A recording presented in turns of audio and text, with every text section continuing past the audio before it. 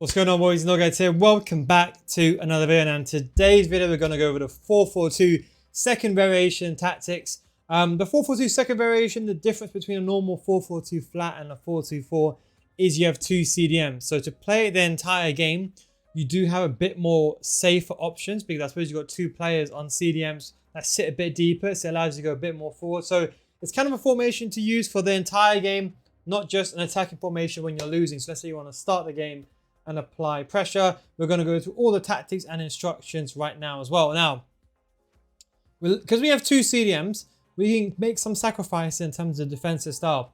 I would recommend on this one, pressure on heavy touch. Now, pressure on heavy touch, think of it like balance, okay? Balance, the team don't really press at all.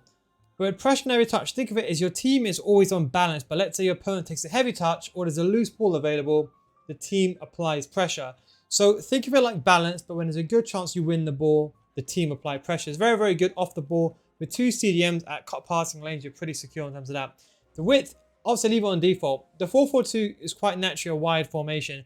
If you're playing like a narrow formation or you're playing like a 4-1-2-1-2, then maybe you have to consider the width depending on what you use to cover wing. But with a wide formation, naturally, just leave it on balance. If you want to be honest, make it a bit more defensive, you want to be a bit more compact, you can always reduce the width down to 45, 50 maybe, or even go even lower to 40. But I'll say between 40, 45, and 50 is actually a good amount. As I said, the benefit with the cut passing lanes now, and one thing I want to mention is people always forget this. The reason why I've always preferred the second variation compared to the flat, I prefer the flat if I'm pressing, but the 4-4-2 second variation, the key thing here is their instructions. You don't have the instructions, so cut passing lanes. You don't have this instruction in the 4-4-2 flat. And that is why you can argue the 4-4-2 second variation with CDMs is a bit more defensive, but it allows you to go a bit more forward and be higher up the pitch because they sit naturally back when your opponent has the ball. So you can actually go ahead and increase the depth. I would say 55 or 60. This is a formation to use from the first minute. So let's say you're going into a game and you want to use a 4-4-2. This is not like, for example, an ultra attacking 4-4-2 or 4-2-2 if you're losing. This is like, okay, you know what? I want to start the game on a 4-4-2, but I want stability. I want to go forward, but I also want to defend quite as well in the same situation. So you want to have basically an equilibrium between attack and defense. So you can take some sacrifice by increase the depth because it doesn't matter even if you're sitting up high with the pitch, your CDM sit a bit deeper. Now for the build-up play, I genuinely always go for long ball or fast build-up. I'm sorry, long ball or slow build-up play. Those are the two that I really like to do is because long ball just basically means getting behind. Think of it when you get the ball back, players will be making runs going forward. But all honestly, balanced long ball, slow build-up play, all of them are fine.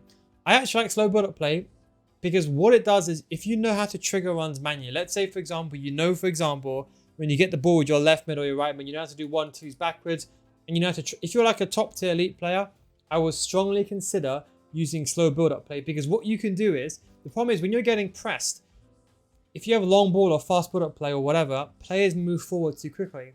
But if you have slow build-up play, it's better because the players come closer and also they don't move forward as fast, so they're a bit more closer in terms of the proximity between you and the ball carrier. So it allows you to control the game. So you can play slowly, so when your opponent is pressing you, you can basically counter his press because you've got more players to pass to because they're not just spamming forward like you would do. Because don't forget, people got a 4-4-2. When you get pressed, you're going to lose the ball. So slow build-up play, what it does, it gives you that, okay, players are slow, but if I want to make a run quickly, I just do a 1-2, for example, an L1 trigger. You do a 1-2 with that player makes running behind, and you can play a through ball. So it does give you that maneuverability. So that's what I would say. For those on the elite player, I would strongly suggest using slow build-up play, even though you may not have seen tactical videos. I'll promise you, trust me, a lot of pros will actually delve into using this. I can trust you, some pros even use this even now. But for most people, I'll say balanced. Long ball is just basically if you like to play a bit more attacking, kind of like counter-attack, long through ball meta, then long ball is the way to go. But I would say either balance or slow build-up play would be my preference. It's the same with chance creation. I'm not going to sit here and lie to you and say direct passing is best or forward runs is. In all honesty, I would say either one of those two. I would say direct passing works a bit more on the PS5. It's because of the auto drop back feature. The way the strikers, they penetrate between the defensive line and the midfield.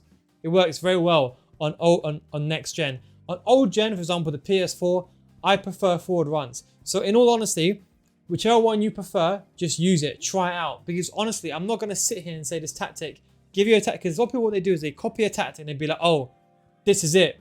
But everyone plays differently. Yeah, there's a few things that might be similar. That's why I always have to give you a good template. And then I give you the parameters so you can change it for your play style. Because if I give you, if you look at all pros tactics, all unbalanced, will that make you play better? No, you're watching this video because you want some amazing tactic. It's not going to work like that. Yes, the tactics will help you play better, and this will help. The tactics, I guarantee, will help you get more wins compared to a normal 4-2 variation. But you gotta understand, if you for example, like you like to use possession play and you're using forward runs, it's not going to work as well. I would say try both of them. I like forward runs, and that's kind of what I go with. It's kind of like a similar in the 4-2-3-1 system that you might have seen on mine. Now the width, I just go around 45. It doesn't matter too much because it's already a wide formation. What you can do though is you can reduce it even more and always use hug the sidelines if you want to. I think 45 is a good amount. These guys are basically wide as possible anyway, and you can't do anything about it. So it basically plays in a wide formation anyway. If you're going to use one width, people think, oh, would this player become inverted? No, it doesn't work like that. It takes the structure of the original formation, and then within that original formation, there's parameters on where you can move the formation, the space in between, how wide it is. So it doesn't really matter too much. Just leave it on 45. It's not going to make that much difference. Just don't go any higher.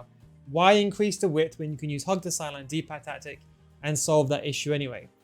That's what I would say. And the players in the box, 7 is a good amount. I will say now with the post patch and the patch that have come out recently, the driven passes inside the box, especially on PS, people are using I suppose they're forced to use auto drop back feature. The driven passes and the cutbacks are very effective, so you want the players in the box to be high.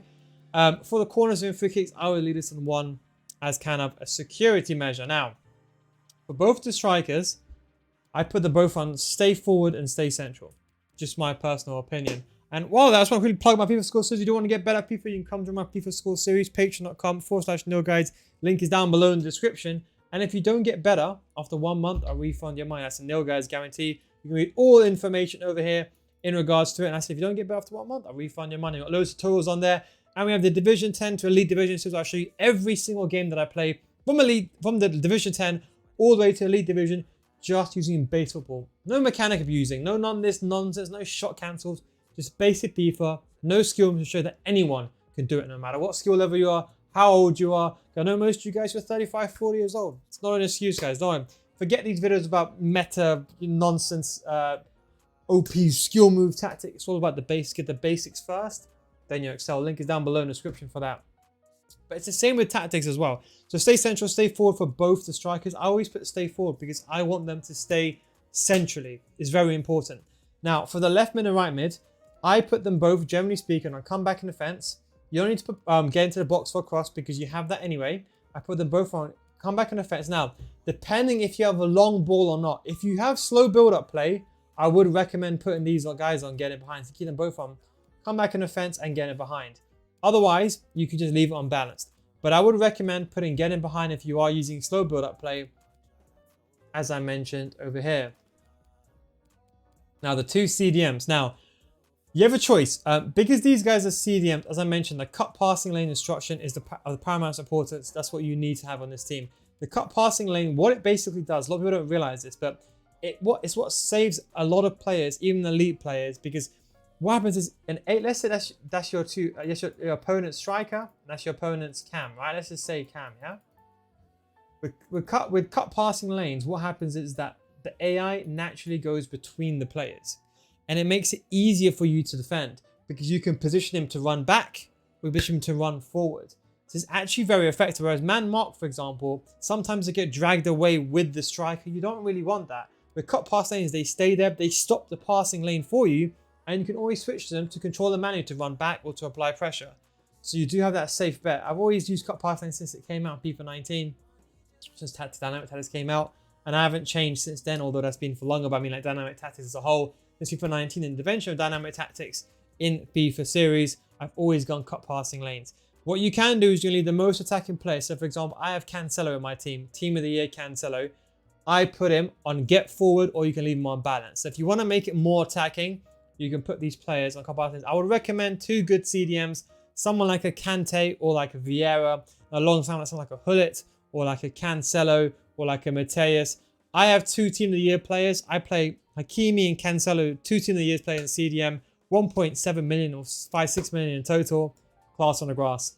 Then what I do basically is I have 2 centre backs on stay back while attacking. No conservative, no nothing funky going on there. The left back and right back, just put them on stay back. You don't have to put conservative anymore. The reason I put conservative in the beginning was A, it was to conserve a bit of stamina, and B, it was because what happened was when the game came out, the through ball meta was there. And what would happen is sometimes your opponent, let's say he's playing, people don't realize, but some people were playing like a 4-4-2. They would do a 1-2 backwards. Sometimes if the ball gets played, your right back or your left back will push to intercept it when they can't make it. And it will catch you. And if you haven't got the ability to run back in time, sometimes on the stream I'm not paying attention. When I'm playing FIFA, I'm not paying attention all the time. You may get caught. So I still use conservative, but you don't have to, because now the defense awareness is much higher on a lot of these players. And of course, not only that, the stamina is also a bit better. And so I've gone with, I put Tierney and I put Kakare. Now he's normally a CDM, but Hakimi is just so good in CDM, and Cancelo with a 5-star weak foot. He's basically like a cheap KDB, absolute fantastic player that can dribble. That's basically the cheap team of the year, KDB with a good Euro team balance. In case you're wondering how it looks like in terms like that, that's how it starts up. So I play him, the cheap KDB as I like to call him, even better than KDB in some ways. Of course, he likes the finishing, but when you put a finisher on him, he does have definitely those stats, and he has a sprint speed, has everything that you want. And alongside, I've got Hakimi, and that's how he goes for chemistry, and that is of course how I play inside the game. But anyway, guys, that is the 4-4-2 second variation tactics and instructions. Hope you enjoyed this video. Don't forget my FIFA School Series, patreon.com/NealGuides. You can sign up now. It's the beginning of the month on March. Link is down below in the description. If you don't get better after 1 month, I'll refund your money. Click on the link down below in the description or in the pinned comment section. Anyway, guys, thanks for watching. Take it easy. And of course, I'll catch you next time. Have a good weekend. All the best, guys.